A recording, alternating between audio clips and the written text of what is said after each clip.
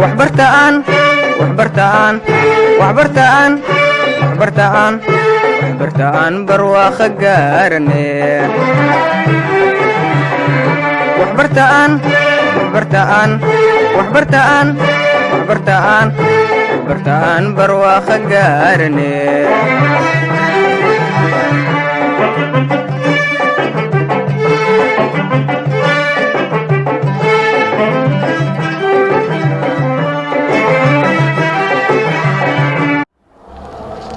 بسم الله الرحمن الرحيم dhammaan ummadda Soomaaliyeed waa salaamaya kuwa hadda daawanaya kuwa daawan doonaba halkaani waa xarunta ogaal wacyigelinta iyo xog baarista maanta waxaan rabaa inaan soo gudbiyo saameynta shaqo la'aanta dhalinyarada ku leedahay geysashada dambiyada ama gabadhfalka sidaan ognahay dhalinyarada qofka shakhsiga markuu hana qaado wuxuu ka fakaraa mataqaanaa mustaqbal buu ka fakaraa iyo sidoo adduunka wax uga qabsan lahaa waxaa la geeyaa mataqaanaa waxbarasho la geeyaa waxaa laga yaabaa muddo badan oo 20 sano ku dhow inuu waxbarashadaas ku jiro intaasna uu hamiga ku hayo markuu shaqaysto inuu noqdo shaqsi mataqaanaa isku filan oo asagu qoyskiisa asagu qoys samaysta ka bacdina gaara dhammaan aayaha noloshiisa uu rajaynayo marka shaqsigii markuu waxbarashada soo dhameeyo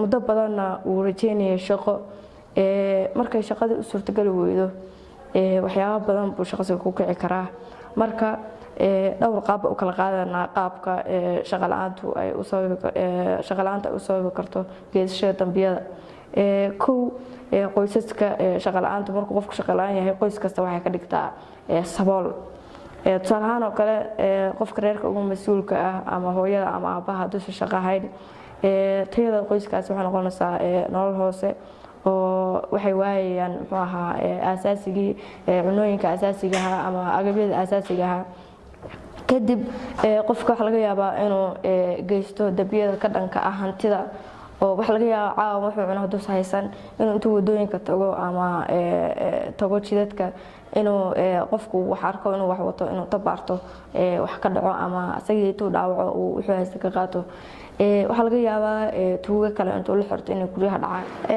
qaybta labaadna waxa weeye qoyskii markuu noqdo sabool waxa ku adkaanaysa caruurtii in la geeyo iskuul oo iskuulle helaan oo waxbarasho helaan taasna waxay sababaysaa inay soo baxaan jiil cusub oo mataqaanaa ama jaahiliina ama aqoontooda hooseyso qofku markuusa aqoon lahayna way u fududahay inuu geysto dambi oo mataqaanaa ka dhanka ah hantiyada ama dilka qofkii markuu yahay jaahil waxa uu ka yaraanaya fursadda shaqada sababtoo ah qofkii wuxuu ku shaqeynayaa waxa lagu shaqeeyaa waa farsamo hadda xoog wuu yaraaday qofku markuu soo xabaran uu farsamo aqoonna qofku wuxuu ku noolaado rabaa saas laga yaabo inuu dambiyada u geysto qofkii illiteracy-ga ama aqoon yarida maadaama reerka sabool yahay mataqaanaa ilmihiina aysan waxba baran taasna waxay ka qayb qaadataa muxuu ahaa shaqo la'aantaasna waxay ka qayb qaadataa dambiyada qofku inuu dambiye geysto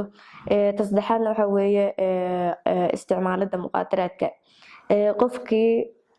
qofka bini'aadanka awood baa ku jirta firfircooni baa ku jirta meel uu ku qarqarayo rabaa markuu shaqo la'aan noqdo oo meelaha cabaar iska taagnaado waxaa laga yaabaa inuu muqaadaraadka u leeco marka muqaadaraadka ama uu isticmaalo qaadka ama waxyaabaha kale xashiishada ama khamar markuu isticmaalana qofka hadhow wuxuu rabaa mataqaanaa lacag inuu ku gato ilaa waxaan wuxuu la adabti gareeyay oo la qabsaday hadhow waxay noqonaysaa inuu dad gaankiisa ama dad kale oo inuu raaco kadibna ay geystaan dambiyo sida muxuu ahaa guryo in la dhaco dad in la dhaco in dad la laayo marka taasna way ka qayb qaadataa sababtoo ah hadda waa ogtihiin Soomaaliya oo kale dhalinyarada maadaama aysan shaqo hayn wadankeena dhowr iyo 10 diyaaradood ay maalin kasta ka degaan oo ay isticmaalaan mataqaanaa qaadka ay isticmaalaan maanta markuu qaad helo bari wuxuu ka fikirayaa sidoo hesha waxa laga yaabaa caawa inuu galo muxuu ahaa magaalada kadibna telefoonada dadka soo furto marka taasuna waa cunsur muhiim ah oo ka qayb qaata dhalinyaradu inay geystaan dambiyada pointiga afraad oo aan rabo inaan ka hadlo waxa weeye sida dhalinyaradu uga qayb qaadato burburinta wadanka. Sidaan ognahay wadanka South Africana 80% waa dhalinyaro, awoodda wadanka waa dhalinyaro. Marka 80% maadaama ay dhalinyaro yihiin, haddii dhalinyaradu xasilan tahay oo ay shaqo haystaan, wadankuna wuu xasiloonayaa. Ma jiro wadan 100% ay shaqo la'aan aysan ka jirin, laakiin waxaa la isdheeriyaa xaddiga shaqo la'aanta. markastoo xaddiga shaqo la'aantu uu bato, waxaa bata xaddiga geysashada dambiyada. Marka 80% maadaama ay dhalinyaro tahay, markii dhalinyarada ay shaqo la'aan tahay, wadanka xasilooni kama jirto. Wadankii muxuu ahaa wuxuu u nugul yahay inuu burburo, sababtoo ah dhalinyaradu waxay garab siiyaan mucaaradka. Markuu ninka dhalinyarada uu shaqo la'aan yahay, markuu intuu wax soo bartay uu shaqo helin, wuxuu u nugul yahay inuu raaco koox kasta oo mucaarad ah. Wuxuu u nugul yahay in la xag jireeyo oo lagu soo dagto xogaa lacag maadaama uusan shaqayn. taasina waxay ka qayb qaadataa wadanka inuu burburo. Saa ogtihiin wadanka Yemen hadda waxaa ka taagan crisis ugu xumaa. Muddo badan baa dhalinyarada waxay ahaayeen shaqo la'aan, muddo badan bay cabanayeen, muddo badan baa dhalinyarada waxa lagu hayay muxuu ahaa caburin, waliba dhalinyarada waqooyi oo gobolka kasoo jeeda. Siyaasadda lagama qayb gelin, shaqo la'aantii kale maysa helin. Sidaa daraadeed waxay noqotay inay garab siiyaan falaagooyinka dowladda ku kacsan. Saasna ay noqoto muxuu ahaa aakhirkiina ay noqoto dowladdii in hilfaha loo laabo. Marka dhalinyaradu waa unsur muhiim u ah deganaanshaha wadanka. Markasta oo shaqo la'aantu badato, wadan kasta waxaa ka dhalanaya xasilooni la'aan. Marka tusaale ahaan wadanka Soomaaliya sanadihii u dambeeyay, dhalinyaro badan baa shaqo la'aan ahayd. Wadanka waxaa hareeyay musuqmaasuq, waxaa hareeyay dhalinyaro badan baa mataqaanaa tuhmayay inuu ka maqan yahay xaqoodii oo ahaa shaqaalaysiin. Markii mucaaradka soo baxeen, mucaaradka waxaa haystay niman fikir ahaan ku diidan dowladda, laakiin garabka ugu weynaa waxay ka helaan dhalinyarada maadaama shaqo la'aan baahsan ay jirtay oo ku aadan muxuu ahaa oo sababtay musuqmaasuq iyo sidaa daraadeed waxaan ogsoonahay mar alla marka wadanku burburo in la geysto muxuu ahaa dambiyo waaweyn oo ka dhanka ah bulshada, sida kufsiga, laynta, dambiyada ka dhanka bini'aadantinimada sida xasuuqa. Intaas oo dhan waxaa sababay dhalinyarada shaqo la'aanta ahayd.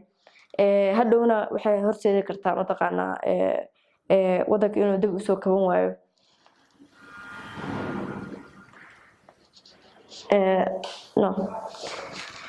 Pointiga kale oo rabo inaan ka hadlo waxa weeye sida mataqaanaa qaramada midoobay iyo iskugu heela dhalinyarada. Waxaa jira resolution tixraaciisa ama tiradiisu tahay 2250 oo ka hadlaya muxuu ahaa saameynta dhalinyarada ay ku leedahay dowladda, ka qayb qaadashada dhalinyarada dowladda iyo muxuu ahaa go'aan qaadashada dowladda. taasi resolutionkaas waxaa la abuuray sanadkii 2015 waxaan lagu xoojinayay ka qaybqaadashada dhalinyarada nabadda iyo muxuu ahaa nabadgelyada wadanka si loo xoojiyo xasiloonida wadanka.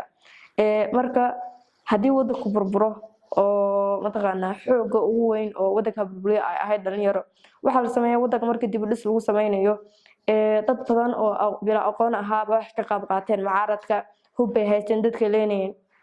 Waxaa loo sameeyaa farsamooyin baa la baraa. Markii farsamooyin la baro oo wadanka lagu soo celiyo dadkaas oo dadka caadiga la soo dhexgeliyo, reintegration mafsal lagu sameeyaa muxuu ahaa dhalinyaradaas bulshada laga mid dhigaa. Farsamooyin maadaama la baray farsamooyin ay ku shaqeystaan si aysan ugu noqon toodii hore maadaama aysan aqoon kale ay ku shaqeystaan aysan lahayn. Saa daraadeed ba farsamooyin lagu abuuray, kadibna wadanka mataqaanaa meelihiisa kala duwan baa la kala geeyaa si aysan fudud u noqon, si isku urursan kadib. Marka laga hadlayo sooyaalka Soomaalida, waagii hore qaabka loo shaqeysan jiray wuxuu ahaa qaab xamaali ah. Marka Soomaalidu waxay muujin jireen qofka aduusan shaqeysanayn labada daarood inuu mid ku biiro ama inuu wadan adduunka joogo oo shaqeysto. ama inuu iska dhinto.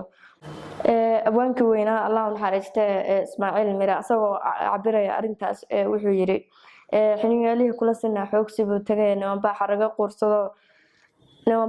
quursado xabaal qoday xag labada daarood ku biir has xakamin meele.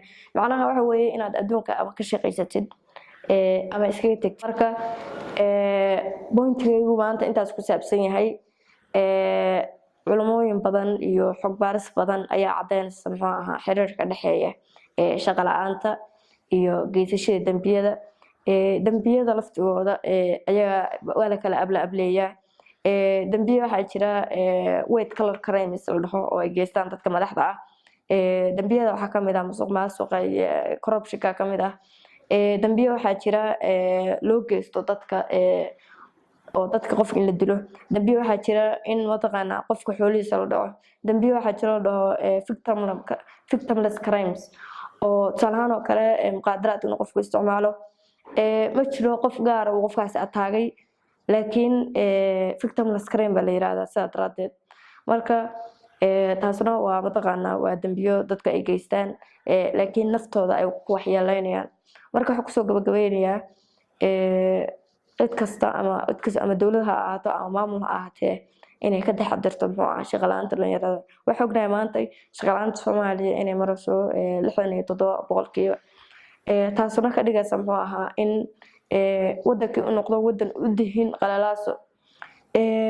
Maanta cid kastoo dowladda Soomaaliya mucaarad ku ah dhalinyarada hadday shaqaalayso lacag siiso dowladda waxay noqonaysaa sida loo ataayo si loo jibiyo fudayd bay noqonaysaa. Marka aad baan salaamayaa waa mahadsantihiin.